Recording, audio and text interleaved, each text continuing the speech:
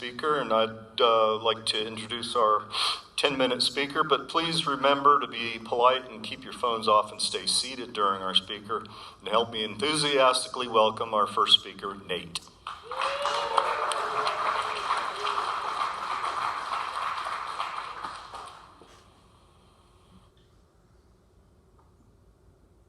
My name's Nate, I'm an alcoholic. Thank you for asking me to do this, Pat. I guess I should start a little bit by qualifying myself. My sobriety date is May 28th, 2019.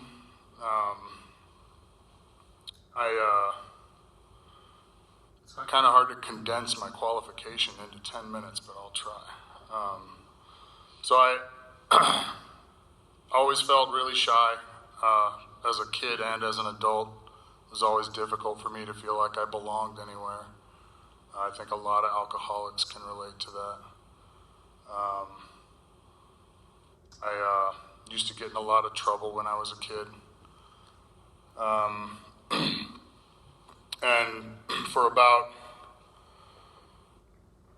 about 20 years, from the time I was a teenager until I got sober finally, my life was just a story of bouncing in and out of treatment centers, in and out of hospitals, being treated for, alcoholism. I went to my first treatment center when I was 17, and I think in total I've probably been to around 20. I lost count. It was a lot. So I was introduced to AA at a really young age, and I've actually had the 12 steps of Alcoholics Anonymous memorized since I was a teenager, and it didn't do any good until I actually put some work behind them, some application. It comes in handy now though, because I can just recite them. It helps me when I'm working with other guys in sobriety. But yeah, that was the story of my life. I lived a really sad existence for a really long time. I was convinced that, nothing good was ever going to happen in my life. I was convinced that I was stuck, that I was defective in some sort of way, and that I didn't belong anywhere. And drinking was the only thing that gave me any kind of relief from my own head. It was the only thing that made me feel okay.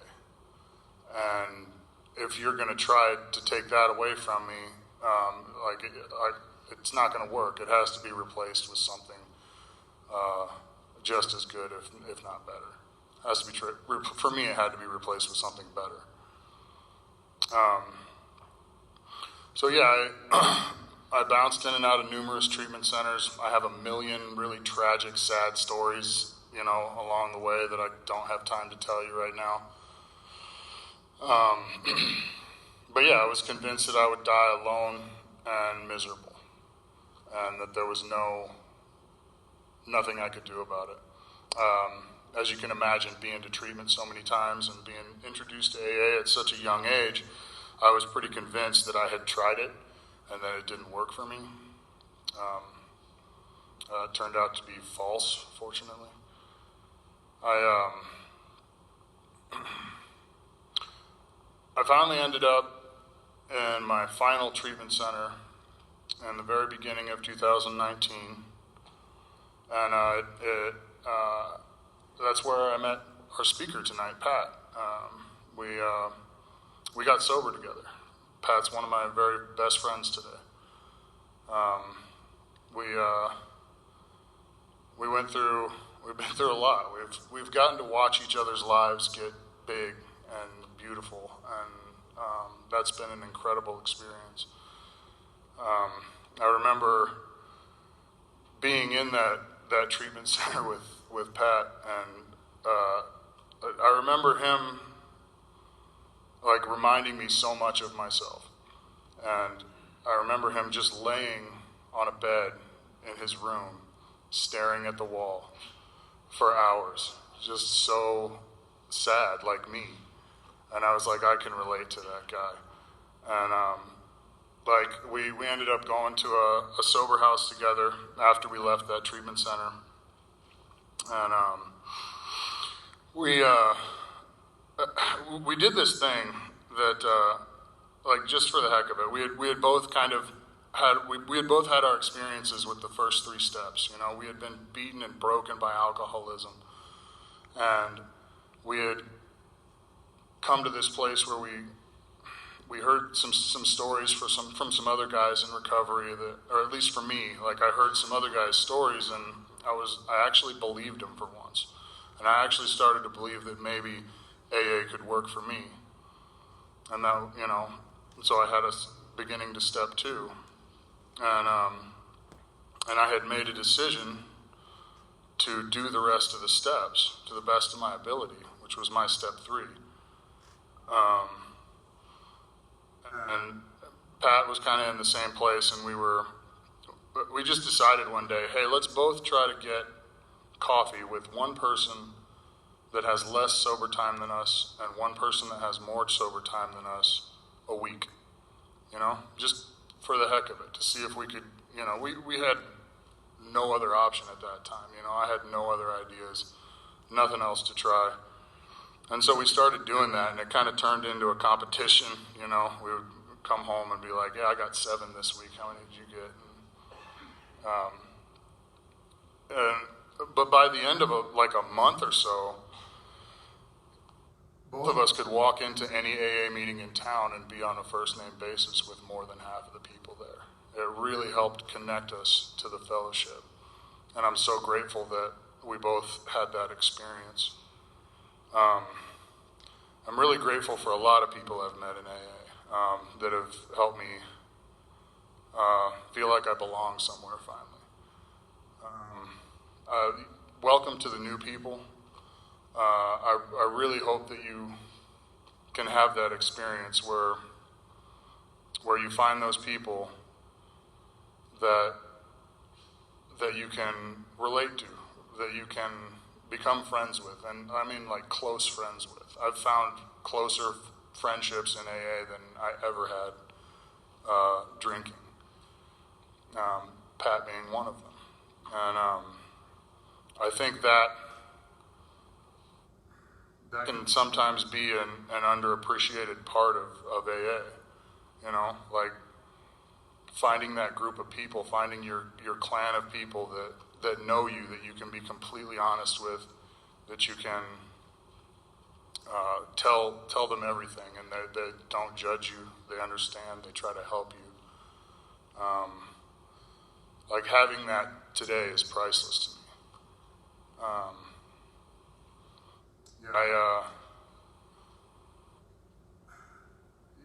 And like that to me is more priceless than the other things that come along with staying sober for a little while.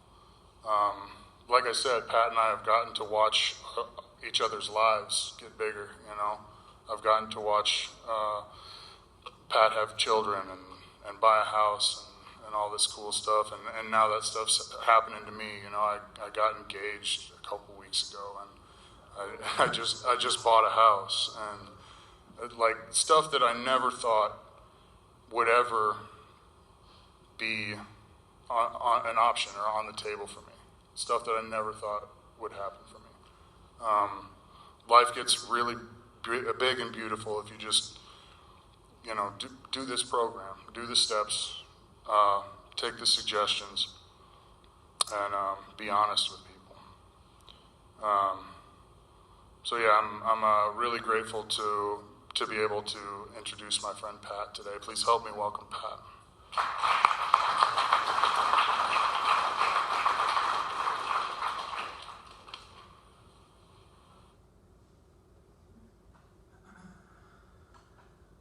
For your main event, my name's Pat and I'm alcoholic. Love that man very much. That's why I asked him to talk. So I didn't like him when I first met him, actually. I wasn't thinking, he knows this. This isn't the first time he's finding out. it wasn't like, oh, I can relate to you. It was like, I freaking hate this guy. I felt like he was just full of crap. And you know how they say, like, you spot it, you got it? Yeah, okay.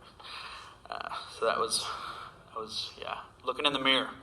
Yeah, it's been absolutely beautiful to become one of your very best friends and do this thing together. So, all right. How about me?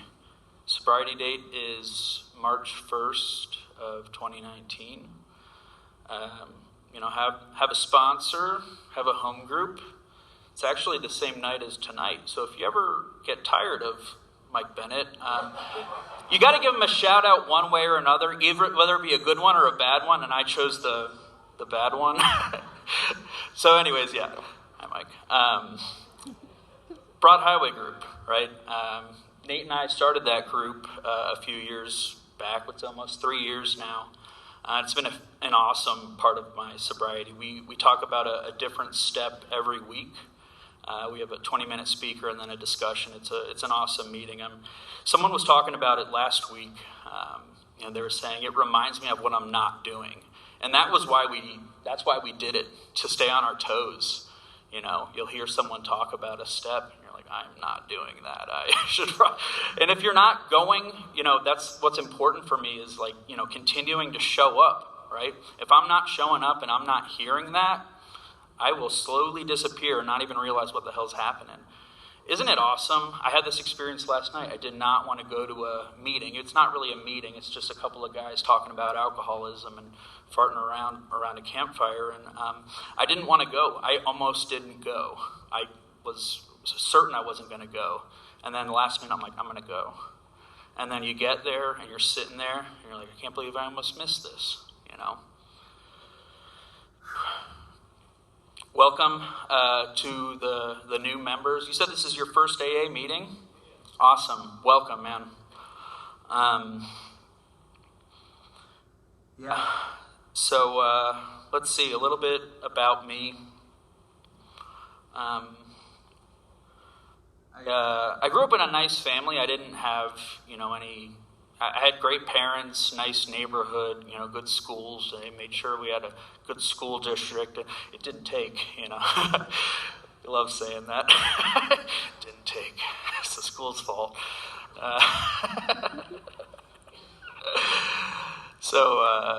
Yeah, I lived in a nice area, nice family, and you know, I was a good kid. I was a really good kid. My parents always knew they could count on me, to be honest. And I was a happy-go-lucky kid. You know, I tried to have fun, as most kids are. And then at some point, whether you're alcoholic or not, you start to notice things. This was my experience. Maybe a little bit more extreme than the average non-alcoholic, but I think everyone starts to develop this, like, self-consciousness and like we use the word self, something just talking to me, you know, telling me that this isn't right. Everything's wrong. You know, nothing is where it should be. You know, things should be different. Why don't people like me more? You know, why aren't I, you know, this, that, or the other? And for me, I moved around a good amount as a kid. That was the only negative thing, let's call it, that I went through, was by like 5th or 6th grade, I was in like 5 or 6 different schools. So I had a hard time like adjusting, you know. I had a hard time getting close to people because I felt like every time I'd get close to someone, they'd leave or I'd leave, and then it's like, well, what's the point? So I started developing this anxiety and depression, and I was seeing a psychiatrist and therapist from, you know, 5th grade until, you know, 5 years ago. So that didn't take either. So let's see. I was against drugs and alcohol, believe it or not. I won an award for DARE, for writing a paper about why you shouldn't drink and smoke cigarettes. That didn't take. I only heard about all the bad things that drugs and alcohol do. They didn't talk about the good stuff. They conveniently left out how awesome it is to get loaded. They just talked about you'll hurt people, you'll die, it'll be bad, and they, it's like, and to me, I'm like, why would anyone do that? This sounds horrible. Like, what would be wrong with you? And they are like, but it also makes you feel really good. If you're having a tough time getting by,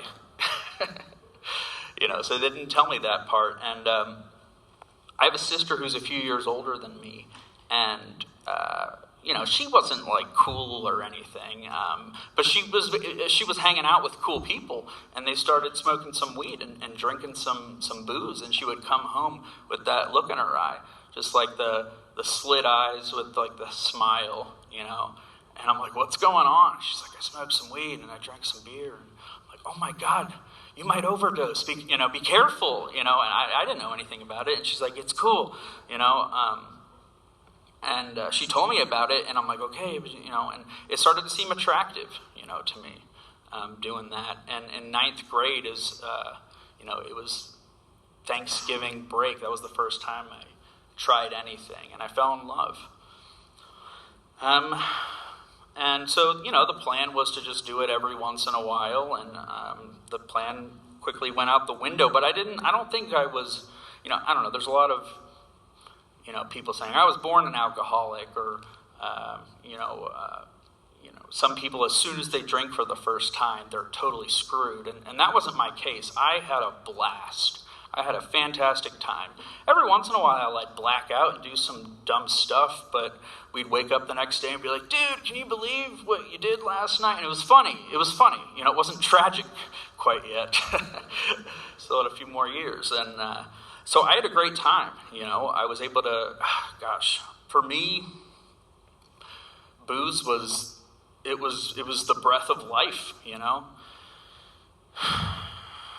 I could relax after, like I said, I was seeing a shrink and psychiatrist since the 5th grade.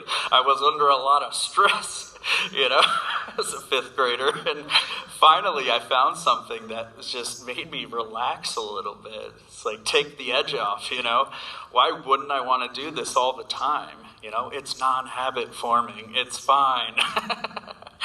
You can't get addicted to booze, So, yeah, anyways, I'm here, so, didn't quite work out for me. Let's see. High school was a blast. Booze, like I said, was the breath of life. It gave me confidence. I would used to be afraid to, talk to people, and I felt like I'm not worthy, and then it got turned on its head when I took, just a couple drinks, like a couple shots or whatever. I'd be the center of attention, and I feel like you guys would be grateful to hear what I have to say. You should be listening intently to every word that I have, and I don't know, it changed everything. It was an absolute game changer. So, it didn't stay that way, believe it or not. I graduated from high school, and I got arrested for the first time a few days after I turned 18 for stealing stuff. This is a pattern in my story. I have sticky fingers. So, yeah, I got arrested for stealing stuff. I was, anyways. And so I got put on this probation, and they said, as long as you can pass a drug test and a breathalyzer once a month, and we'll even tell you when it's going to be, you'll be good, and we'll wipe your record clean, and all is good. And I couldn't do it, They let me even go off to a college a few hours away. And then I came back to town one weekend to party with some friends, and I got arrested again, this time for an underage ticket. And so they took me off this easier probation, made it like a little harder, but not much harder.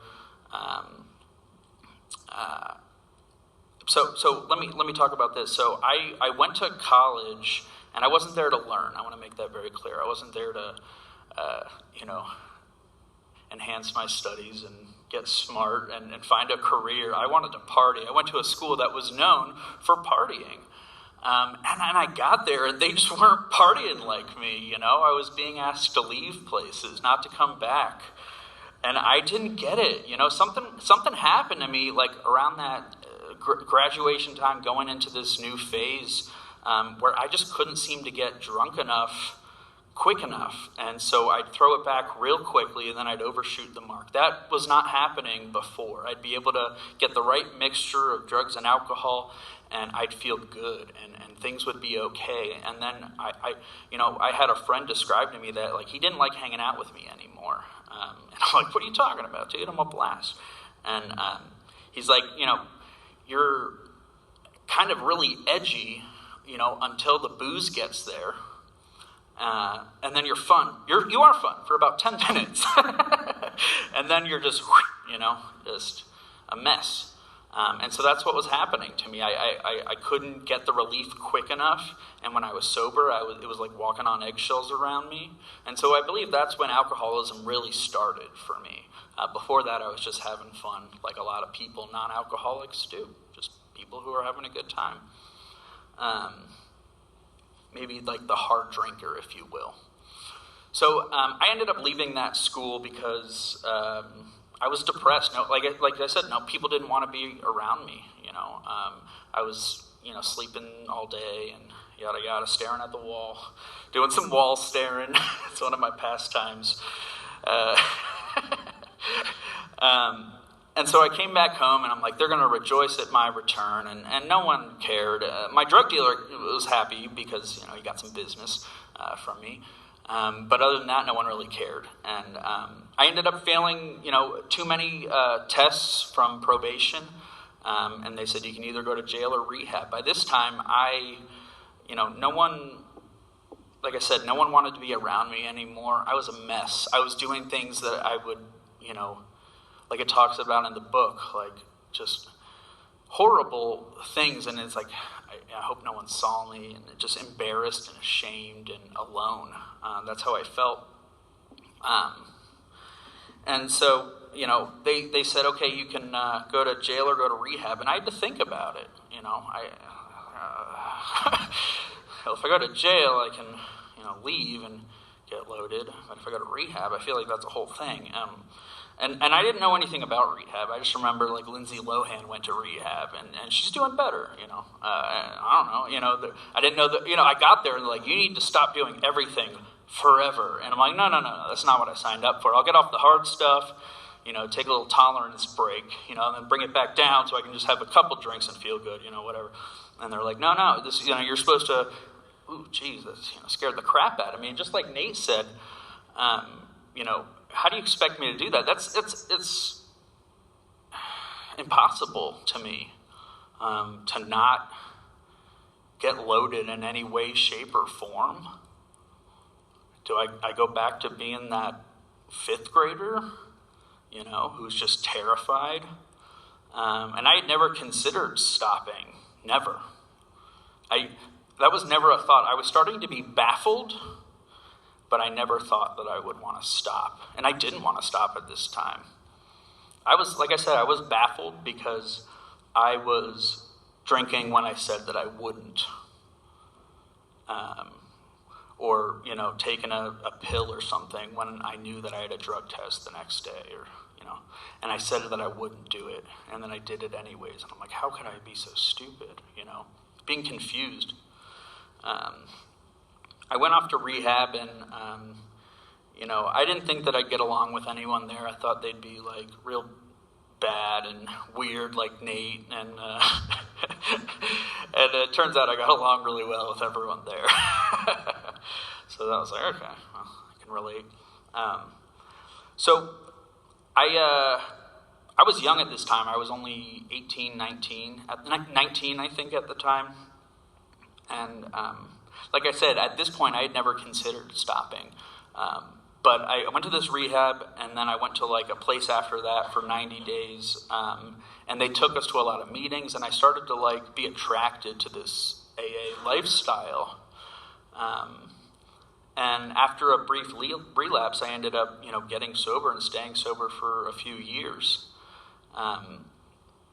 And my life got better. When you stop, being a jerk and stealing stuff and drinking, things tend to get better. The problem is that when the certain trials and low spots come ahead, what am I going to do when I still have this idea in the back of my head? I never really tried to stop drinking on my own. I never really wanted to stop drinking. So things got tough right after a few years, and so I picked up again, and it was a mess. It's as if I'd been drinking that whole time. It was worse than it ever had been. I blacked out for 4 days straight. I'd only blacked out for like an evening before, and then to black out and it'd be 4 days later. The only memory I have is yelling at my dad to let me drive the car to get cigarettes. That's the only, that was scary. I ended up getting arrested again. You'll never believe what I was doing. Stealing stuff. And I woke up in jail, and that was scary. I didn't know why I was in jail. You're in jail, it could be literally anything, and you could go to I killed someone, what did I do? I was driving, what did I do? I was just stealing stuff. But they wanted to send me to prison for, it was like a max of 18 years, because people were watching me, and it was a lot of little petty stuff. Like the affidavit showed, I had a tape measure, toenail clippers, loose change, cigarettes, stuff like that's what I was. But I was going into all these different cars mid-morning, trying to take stuff, just hammered drunk, and they frown upon it. I never considered myself a criminal. It doesn't, I wasn't thinking real hard about how am I going to get over on these people? I'd be completely brain dead and just what's over here, So I was scared, I'm facing some serious stuff. And that was the first time when I woke up in jail, that was the first time I said, I will never drink again. I mean that with all my heart. I had never said that before. I had never really wanted to stop. When I did stop, I was intrigued by AA, but I never really wanted to stop. Now I wanted to stop. I said, I cannot control and enjoy my drinking anymore. I don't know if I could for the past, years, but now I fully understood this. The first step, it talks about powerless over alcohol, their lives have become unmanageable. That was, I believe, what I had lacked that first go-around. Powerlessness over alcohol. What does that mean? Once I stop, I can't control the amount I take. Once I start, I can't control the amount I take. And once I stop, it's only a matter of time before I start again. I'm a ticking time bomb. I didn't fully comprehend that before, and now I knew, at least at this point, that I could not consume any form of alcohol or anything at all, or else it'll be an absolute mess. I had the guys in jail, real criminals, right? Not me, real criminals. They were saying, you gotta not drink, dude. You got a problem. I'm I know. I mean it, and I did mean it with all my heart. I'll do whatever you tell me to do, for a little bit. Until I start feeling better, right? That's my experience. I came in desperate, and they talk about you have a window of opportunity, when you get sober. Usually when you come in to AA off of a bender or for your first time, you're not doing too good, right? Why else would you be here? It's not going so well. And if I don't take some real action during this time where I know that I'm screwed, I start to feel a little bit better. I can come to meetings and start to get a little bit comfortable, but if I don't take some serious action to solve the actual problem within me, why am I drinking, Then eventually I slowly start to move backwards. I like to use the analogy of being sober as an alcoholic is like going up a down escalator. Imagine an escalator You ever tried to walk up an escalator that's going down? What happens if you stop moving? You go down. So if I don't take some action and I don't start trudging, right? If I don't start moving, I'm going down to this day, right? I'm not cured of alcoholism by any means. But I don't have a desire to drink today, and I haven't for a long time. So, I ended up drinking again, believe it or not, like I said.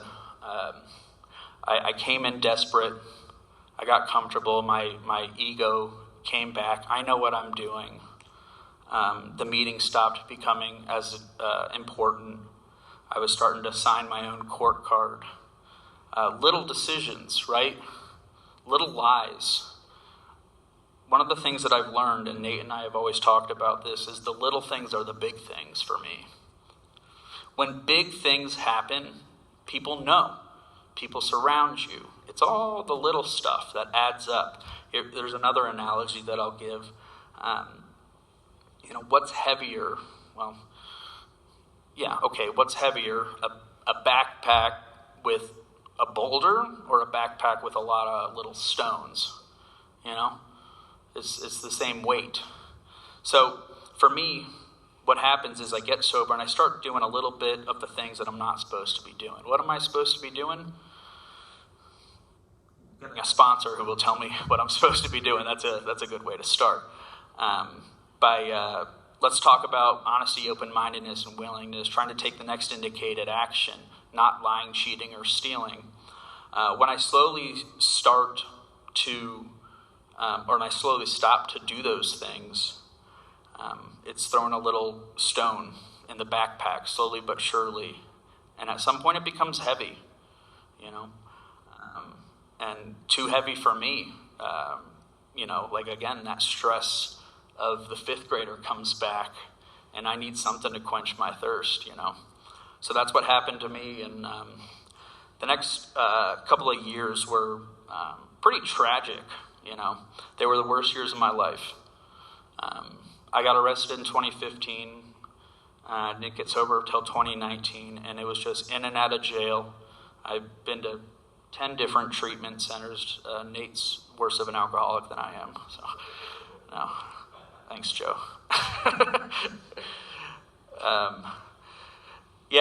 I did the same thing as Nate, check into a rehab. The law will get off your back for a little bit. You have a place to stay, cool off, and then as soon as I'm able to, get right back into it. I went into rehab at different times with different mindsets. There was some times that I went in like, thank God I'm here. I was dying. And then there was other times where, like I said, I didn't even care. I'm just biding my time. I'm just trying not to go to prison. And that was the last time. That's what ended me up out here. I got arrested another time in between then for stealing stuff. I woke up handcuffed to a hospital bed. And I said, what happened? You're stealing things. And it was funny. They put me back in the police car to take me to jail. And I'm like, there's barf all over the seat. What the hell happened back here? And they said, you did that. And I was like, I'm so sorry, dude. I felt really bad. I'm like, do you have to clean that up? He's like, yeah. I'm like, I'm sorry, man. I'm a mess.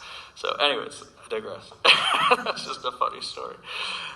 It's not that fun. I mean, it's funny, yeah. Again, it was tragic when it happened.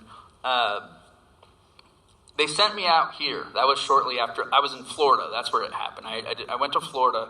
That didn't take either. Florida, wasn't the right state for me, So they sent me out here, and they said, this will do the trick. Arizona. Here they have cactuses and AA, So I came out here, and I did not want to be here. It was funny. We were just at our meeting before this, and there was a guy. He had to move to Prescott. Right? For his wife got a new job, and he's like, I did not want to come to Prescott. And I was thinking to myself, it's really funny. I didn't want to come to Prescott either. a lot of people who end up in Prescott don't want to be here, but there's also people who really want to be here. It's so interesting, right? I didn't want to be here at all because I got forced to be here by the law for rehab. It's just like, I don't know. I thought that was funny. So anyways, I ended up here, and I was completely spent at this point. I had given up. I was just trying to stay out of prison and just waiting for my next drink. And that's what I did. As soon as they let me look for a job, I was drunk. And they didn't catch on for a few days, actually. And then when they did,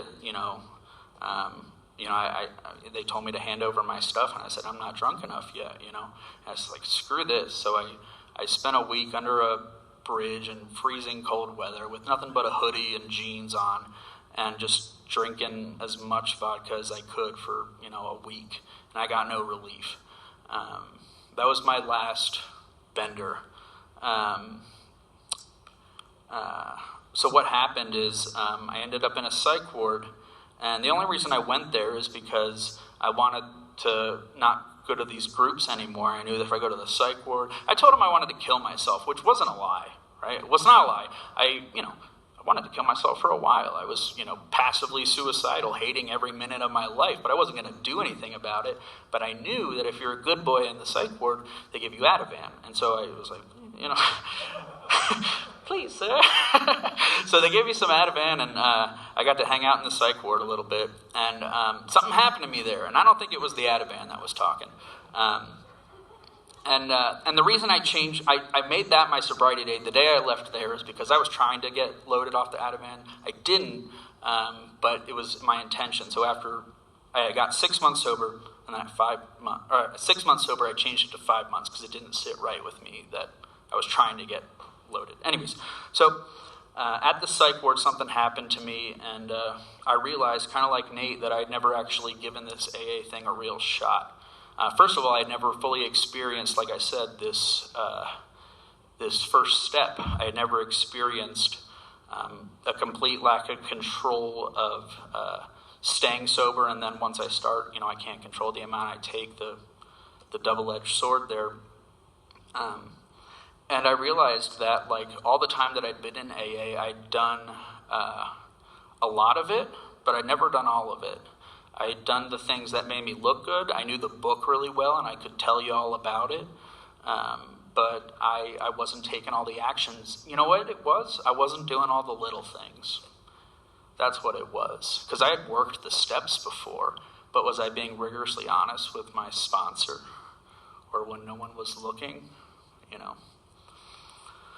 So that's what happened to me, and I left that psych ward a different person. Nate will tell you that. I had a glimmer of hope in my eyes for the first time in 5 years, and I became willing to do this thing. Nate and I went to the halfway house together, and we had an awesome experience, getting free. I was, let's say, 6 months sober, just throwing a number here. I was working a minimum wage job, flipping burgers. I had no car, no license, no money, no girlfriend, no prospects either, I had no material things that is supposed to make you happy. And I found myself walking, right, to work at 5:30 in the morning to flip burgers, crying with gratitude. I felt free. What's that about, and what had I done, I became willing, I bought in, the things that they were talking about, especially if you're new, like the God stuff, there's a lot of different reactions people have. And when I first came to AA, my reaction was, ugh, I don't want anything to do with that. And like I said, I had to go through the ringer of trying things my way subtly, convincing myself I was doing all of it until I finally had to buy in and really do this thing. And believe it or not, I got the results. And what are the results? I don't have to destroy my life anymore, and I get to be rocketed in the fourth dimension on my way to flip patties, you know? Holy smokes. I've never been that free in my life. I don't even know if I'm still that, you know, I look back on that, I'm like, that was freedom, man. Now I have a wife. Sorry. She's a lovely lady. She is. She was going to come tonight, but she didn't. So, I got honest with the courts about what I'd been doing, that I'd been drinking on the side, and they said I had to fly back to Pennsylvania, which is where I had grown up and gotten all this trouble for sentencing. My lawyer told me, don't tell them that you were doing stuff, and I was talking to Oscar at the time, and he didn't tell me what I should do. No one. I was talking to a handful of people, but he was the main person I was talking about during this time, and no one told me what I should do. I knew intuitively that I had to be honest. 2 minutes, man. I was scared. I immediately regretted my decision of telling the truth, and because I was going to go to prison, and and I hate jail, so I couldn't imagine I'd like prison. But so I was freaking out, and I called someone, Rick, and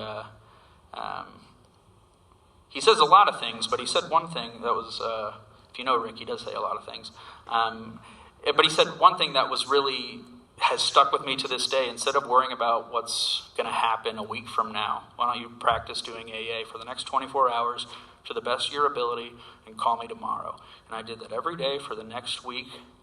And I remember driving to the airport to fly across the country to be sentenced, again, crying tears of gratitude because I was free. I was free from the bondage of me. I was finally okay with whatever happened. And I went to court and I told them the truth, and I got to walk out the front door. That's a blessing to walk out the front door, My life today is incredible if I remember that, I got alcoholism. What does that mean? I'm not actively drinking, but I still have this voice of self. I still have a brain that talks to me.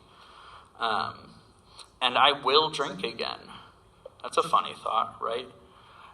Unless, right? I'm not cured.